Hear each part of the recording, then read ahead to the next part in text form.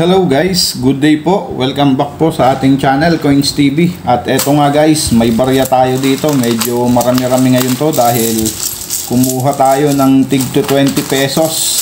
Dahil may hahanapin tayo dito guys. Kumpirmado na meron, kaya maghahan tayo dito ngayon sa 20 pesos. At subukan natin kung makikita natin yung ating hahantingin dito. Sasabihin ko sa inyo guys mamaya pag nakahunt tayo. So 1,000 po bawat isang plastic ng tigbe 20 pesos na to na NGC. So eto na po yung bago nating 20 pesos. Pinalitan na yung papel at meron din tayo dito guys na tig piso at tig 5 piso. So 350 to guys. Merong halo tong BSP at saka NGC na 5 piso. So 200 yung tig 5 piso dito guys. At 150 yung tig piso. So meron tayong 3,350 guys para sa batch na to sa ating coin hunting. So subukan natin kung makakahunt tayo ng mga hard to find at yung bago nating hahanapin dito sa 20 pesos. So 1,000 to guys. Kuha lang tayo dito ng 500 para sa ating coin hunting. So hahatiin lang natin to sa dalawang batch guys. Sana makadali tayo dito.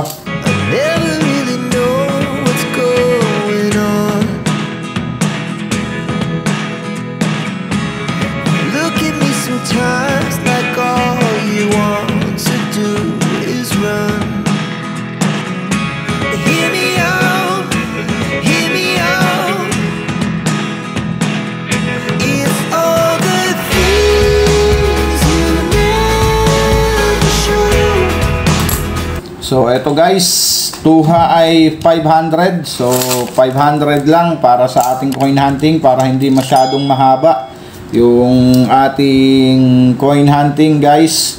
Sana pala rin tayo dito.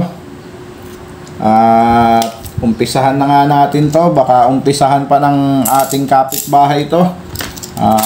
Itabi muna natin dyan. At syempre yung ating lagayan. At maraming salamat sa aking mga subscriber na walang sawang sumusuporta po dito sa aking channel. Maraming salamat po sa inyong lahat mga ma'am, mga sir, lalong-lalo na dun sa nag-share at sa mga nagla-like sa ating video. So maraming salamat po sa inyong lahat. At okay, eto, bago-bago may pag-asa tayo dito sa mga hahanapin natin ngayon. So ito ay year 2020 na low mint mark. So may hinahanap din tayo dito na upper mint mark. So yun yung collectible dito sa year 2020 compare dito sa low mint mark. So ayan. At hindi na natin titignan kung anong edge to guys. So may hinahanap lang tayo dito. So ipapakita ko sa inyo pag nakita natin. Year 2020. So hindi ko ganong makita guys, sisilipin ko lang. Year 2020 nga na low mint mark. So diyan ka na. And another 2020 na low mint mark. Mas may pag-asa tayo guys pagka ang makikita natin etong ganito ka bago na 20 pesos. So nandiyan diyang kulay yung ating hinahanap. So pagka mga ganito ang usually makikita natin dito year 2020. So ayan. At may pag-asa tayo sa year 2029 pagka ganyan ang kulay na ng ating 20 pesos. So ayan ang ating next coin. Year 2020 na low mint mark pa rin. So gaya nga ng sinabi ko, upper mint mark yung ating hinahanap sa year 2020. So kapag low mint mark, so wala, common yan. Magkakatalo na lang yan dito sa edge. So hindi na natin titignan yung gilid at meron na tayo nyan, kompleto na tayo nyan sa variation nyan. Okay. Next coin, year 2020 na low mint mark pa rin. Next coin, year 2020 low mint mark pa rin. And we have another year 2020 na low mint mark. So common. At ang ating last coin dito sa ating first batch, year 2020 na low mint mark pa rin. So wala. Kaya tayo sa ating hinahanap na bagong mint year dito sa 20 pesos. At ito ang ating second batch. Baka nandito yung ating hinahanap. So subukan natin. Pero syempre bago tayo mag-umpisa dito, baka po hindi ka pa nakasubscribe sa ating channel. So pasuyo na po ng subscribe button dyan guys. At yung notification bell, wag mo pong kakalimutan para po updated ka po sa mga susunod pa nating coin hunting series. So marami pa po to guys. 3,350 po ito.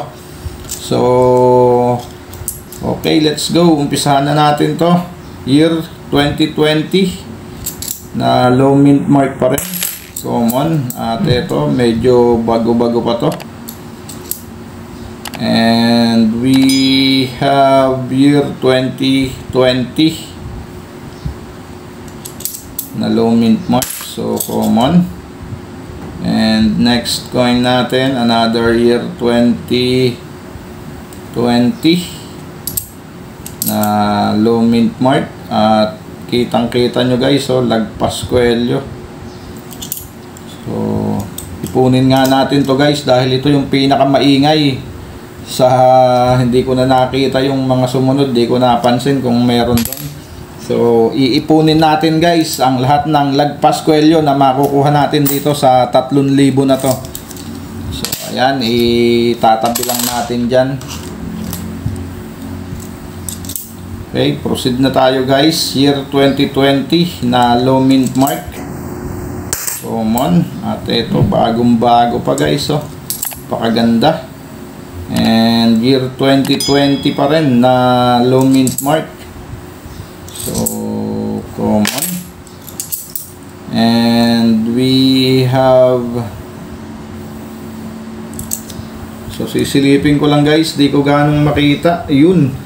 Nakadali tayo guys ng year 2019. So ayan, nahanap din natin to guys, year 2019. Pero meron tayong mas bagong hinahanap dito. So mas maganda kung meron na rin tayo nun. At eto na rin ang i-update natin guys pagtapos natin dito sa ating coin hunting, ang year 2019, kung magkano na ba ang kanyang collector's value ngayong 2024. So proceed na tayo guys. Year 2020 common. And we have another year 2020 na low mint mark pa rin. Common. And year 2020. At ito, bagong-bago pa rin. Year 2020 na low mint mark pa rin guys. So, common. And we have another year 2020 na low mint mark. So, common. And next coin natin, year 2020 na low mint mark. At ayan, lagpas kwelyo rin siya guys. So itabi natin dyan. Lahat ng makukuha natin na lagpas kwelyo guys, pagsasama-samahin natin. At ang ating last coin, another year 2020 na sisilipin ko lang guys. Wala naman ganong special sa kanya. So dyan na yan. At ayun nga, wala pa rin tayo nung ating bagong hinahunt dito sa year, ay dito sa 20 pesos. So ang hinahanap natin dito guys ay ang bagong mint year na year 2021. So kumpirmado na guys, meron talagang year 2021 dito sa 20 pesos na NGC. Kaya nagpapalit agad tayo ng 20 pesos sa halagang 3,000 para makita natin yung year 2021. Syempre bago yan, kaya gusto natin magkaroon din tayo nyan. At malalaman natin dito sa ating coin hunting kung siya ba ay common o hard to find or semi hard to find. So ayan, at kaya nga tayo dito sa ating first 500 pesos dito sa ating coin hunting sa 20 pesos. At ito ang ating na-hunt So ito guys, mahirap-hirap din makita to at meron na rin tayo nito mga nakatago na sa ating taguan, ang year 2019. So alamin natin guys ang kanyang collector's value ngayong 2024, kung magkano na nga ba ang year 2019 na 20 pesos. At syempre pupunta lang tayo dito guys sa ating kaibigan na si Mang Google at magta-type lang tayo dyan ng 20 pesos NGC Numista. So ayan, at ayan na nga guys, at i-click lang natin yung nasa unahan. At ayan ang ating 20 pesos guys. Ang sample dito ay year 2020. At ang kanyang features, dyan nyo makikita lahat ng impormasyon patungkol sa bariyang ito. At diretso na nga tayo guys dito sa ating i-update. Ayan, ang i-update natin ay ang year 2019. So ang year 2019 guys ay mayroong dalawang klase. Ayan, at hindi na natin tinignan yung edge nung ating nakuha. At ang dalawang klase na to guys, i-update na lang natin to parehas. Yung isang klase na year 2019, ayan, age 2 na may 4%. Mababa pa siya guys compare dito sa year 2019 na may 25%. Yan yung isang klase. At ito ang kanyang collector's value guys. Sa extra fine condition at AU condition, 27 pesos guys. At sa uncirculated ay 190 pesos. So malaki na rin pala ang presyo ng uncirculated guys dito sa 20 pesos na year 2019. At so far dito sa record ng Numista, ang year 2019 ang may pinakamahal na collector's value, 190 pesos. So ayan guys, yung 4% na 2019, so wala pa siyang price appraisal sa kahit anong kondisyon. So ayan, yan ang kanyang status guys, 190 pesos sa uncirculated condition dito sa year 2019. So sisilipin lang natin to guys. Okay, maraming salamat po sa mga sumama dito sa ating coin hunting guys. At nakakuha naman tayo kahit papano.